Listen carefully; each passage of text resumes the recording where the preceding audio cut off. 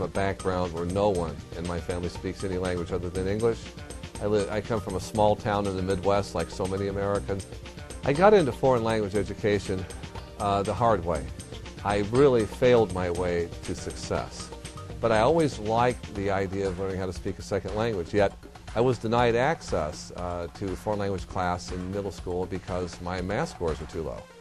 And so I was sort of jaded, and I kept trying, and finally when I got into a language class, I got a D because I didn't understand grammar.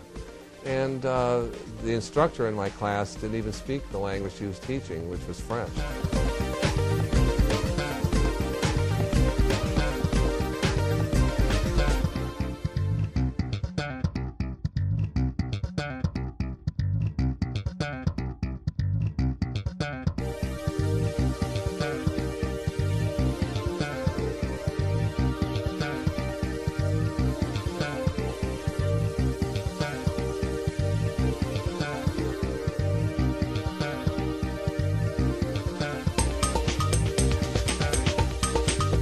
You know, frankly, I have nothing against the popular computer-based programs that we see advertised daily on television. And I have to ask you this question. Did you learn how to speak English by using a computer?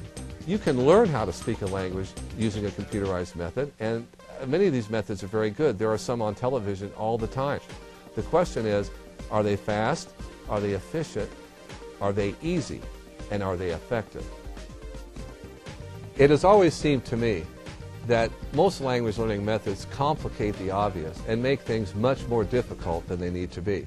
Language learning is a simple, natural process, taken one step at a time. Anybody can become fluent in not just one language, but a lot of languages, and without all the pain and the stress that comes with the traditional methods of learning to speak a language. I speak a number of different languages, and I can get by in more than 5, but I am fluent in 5.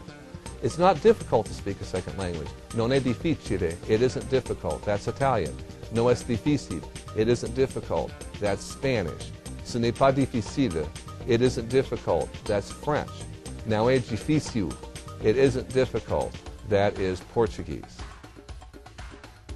Can you say the 3 letters SOS? Okay, if you can say SOS, you've already spoken Spanish. SOS means that's it. It's that simple. Now, how would you say that isn't it? You simply add no. S-O, no S. And then if you were to ask a question, is that it? You would say S-S-O. So you'd have 2 S's and an O. S-S-O means, is that it? And you would say, no, that isn't it. No S-S-O. No S-S-O.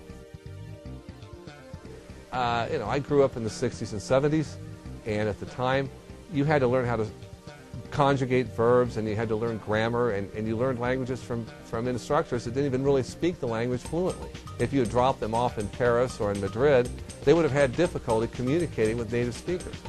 Well, I was able to cut through all of this through years and years of living abroad, hitchhiking on banana trucks in Ecuador, playing guitar in the metro in Paris. I mean, I've been all over the place, and I was a student overseas. I lived in Europe for 2 years. I lived in South America. I know what it means to speak a second language, believe me, and I'm telling you, it's easy if you have the right method.